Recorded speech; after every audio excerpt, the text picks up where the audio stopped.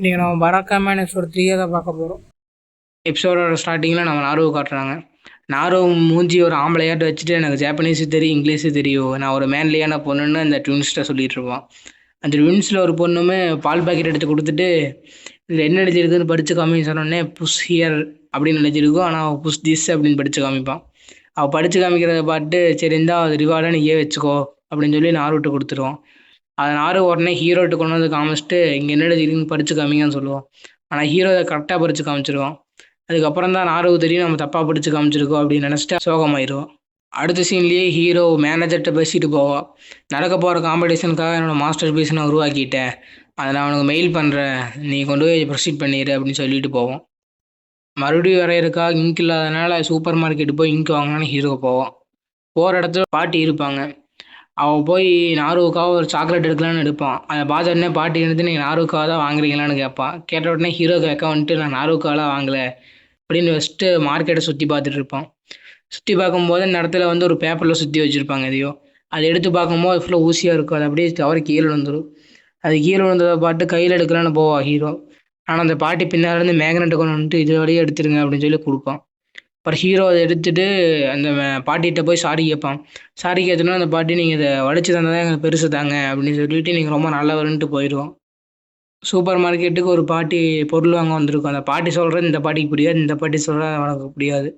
அதனால் நம்ம ஹீரோ போயிட்டு அந்த பாட்டி நூல் வாங்க வந்திருக்காங்கன்னு சொல்லுவோம். சொல்லிட்டு திரும்பி போய் நம்ம இங்க் வாங்க வந்துட்டு போய் இங்கை சொல்லும்போது கரெக்டாக பிளாக் ஹேர் வச்ச பொண்ணு அதோட ஒரு பிளாக் ஹேர் வச்ச பொண்ணுக்கு அந்த இங்கை கொடுத்துட்டு 2 பேர் நடந்து வந்துட்டு இருப்பாங்க. நடந்து வந்துட்டு இருக்கும்போது நான் நிறையா மாங்காய் வரைஞ்சிருக்கேன், அதை நீங்கள் செக் பண்ணி பாருங்கள், செக் பண்ணி பார்த்துட்டு நீங்கள் அதுக்கான ரிவ்யூ சொல்லுங்கள், நீங்கள் என்னதான் மாங்காய் ஸ்பெஷலிஸ்ட்டாக இல்லைனாலும் நீங்களும் ஒரு ஆர்டிஸ்ட்டு தான் அப்படின்னு சொல்லி கொடுப்போம். அதை ஓப்பன் பண்ணி ஹீரோ பார்ப்பான். பார்த்த உடனே இந்த இடத்துல பயங்கரமாக ரத்தாலாம் தெரிக்கிற மாதிரியோ பயங்கர கொடூரமாக வரைஞ்சிருப்பான். நீ ஃப்ரெண்ட்ஷிப் மாங்காய் அந்த மாதிரி ட்ரை பண்ணலாமாம்மா அப்படின்னு கேட்டோடனே அந்த பொண்ணு பயங்கர டென்ஷன் ஆகிட்டு இல்லை இந்த மாதிரி மாங்காய் தான் பயங்கர ட்ரெண்ட் ஆகும், இதுதான் அந்த காலத்தில் வந்து பயங்கர ஆர்டிஸ்ட் இந்த மாதிரி விஷயம், இந்த ஆர்ட்டை பார்த்து நீங்கள் குறை சொல்லாதீங்க அப்படின்னு சொல்லி பயங்கரமாக பேசிட்டு இன்னும் கொஞ்சம் மாங்காய் உங்களுக்கு கொடுக்குறேன் இதையே படித்து பாருங்கன்னு சொல்லி ஹீரோட்ட கொடுத்துரும். ஹீரோ புலம்பிட்டு அதை எடுத்துகிட்டு போவோம். அடுத்த சீன்லேயே பிளாக் ஹேர் வச்ச பொண்ணை காட்டுறாங்க. பிளாக் ஹேர் வச்ச பொண்ணும் நம்ம வரைஞ்ச மாங்காவையெல்லாம் பார்த்து ஹீரோ நம்மளை க்ரீப்பியான மாங்காய் வரைகிற பொண்ணு, க்ரீப்பியான பொண்ணுன்னு நினச்சிக்கோ. அதுக்கப்புறம் நாருகிட்டயே சொல்லுவான். நாரு அந்த ஊரில் இருக்கிற எல்லார்ட்டையும் சொல்லிடுவோம், அந்த ஊரில் இருக்கிற எல்லாருமே நம்ம க்ரீப்பியான பொண்ணுன்னு நினச்சிக்காங்க அப்படின்னு சொல்லி பயந்துட்டு ஹீரோட்ட போய் மாங்காவெல்லாம் வாங்கிட்டு வந்துடலான்னு ஓடுவான். அப்படி ஓடி போகும்போது பழசை நினச்சி பார்ப்பான். மாங்காய் வரைகிறத பற்றி தெரிஞ்ச ஒரு டீச்சர் வந்து நான் ஒரு சில மாஸ்டர் பீஸெல்லாம் வச்சுருக்கேன், அதை உனக்கு காட்டுறேன்னு சொல்லி நம்ம பிளாக் ஹேர் வச்ச பொண்ணுக்கு வந்து ஒரு சில மாங்காவை எடுத்து கொடுப்பான். ஆனால் அந்த மாங்காவெல்லாம் மாங்காய், அதை பார்த்தோன்னே நம்ம பிளாக் ஹேர் வச்ச பொண்ணு கோவம் வந்து தூக்கி வீசிடும். அந்த விஷயத்தை நினச்சி பாட்டு ஓடி போய் வாங்கலான்னு ஓடுவான். கட் பண்ணி ஹீரோவை காட்டினா ஹீரோக்கிட்ட இங்கு கொடுக்குறதுக்காக நம்ம மேயரோட பையன் வந்திருப்பான். அவன் இங்கு கொடுத்தோன்னே ஹீரோ சந்தோஷம் தடுக்கி விட்டு அவன் மேலேயே விழுந்துருவான். உழுவுறதை கரெக்டாக பிளாக் ஹேர் இப்போ வந்து பார்த்துட்டு இவங்க 2 பேரும் கேயான்னு தப்பாக புரிஞ்சுக்கிட்டு நடந்து போவோம். அடுத்த சீன்லேயே ஹீரோவுக்கு மேனேஜர் கால் பண்ணியிருக்கிறாரு. காம்படிஷனில் ஹீரோ 2nd ப்ரைஸ் வச்சுருக்கான். ஃபஸ்ட் ப்ரைஸ் வந்து 18 வயசான ஒரு சின்ன பையன் தான் ஃபஸ்ட் ப்ரைஸ் எடுத்திருக்கான்.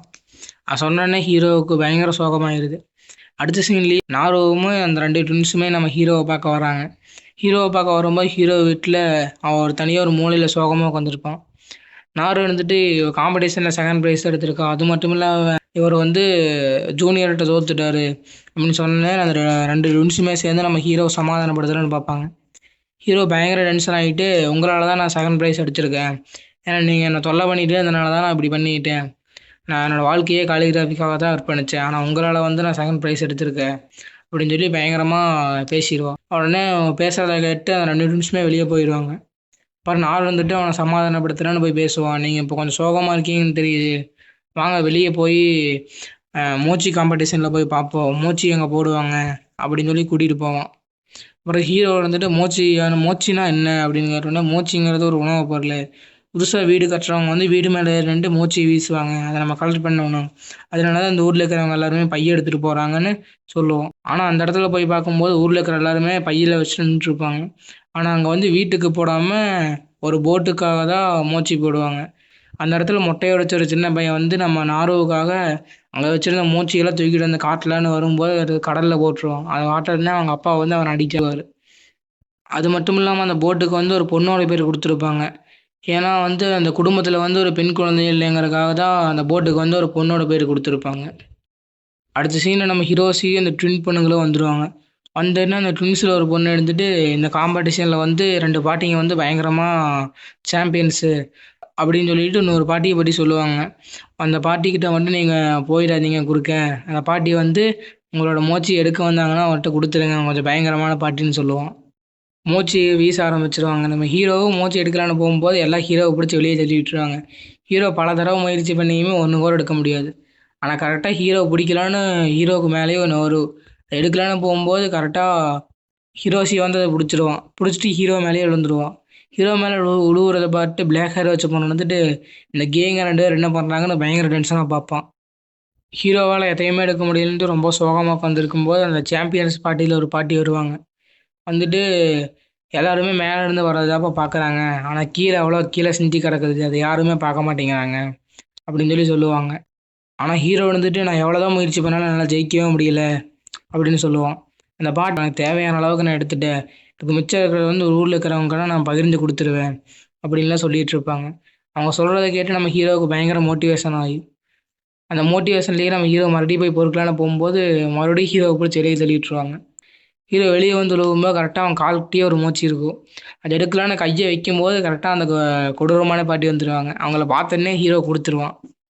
கொடுத்துட்டு நடந்து வந்துட்டு இருக்கும்போது நாரு கேட்பா, சென்சே நீங்கள் எவ்வளோ கலெக்ட் பண்ணிக்கிறீங்கன்னு கேட்டோடனே ஒன்று கூட கலெக்ட் பண்ணலன்னு சொல்லுவோம். சொன்னோடனே நல்லா கலாய்க்க ஆரம்பிச்சிருவாங்க.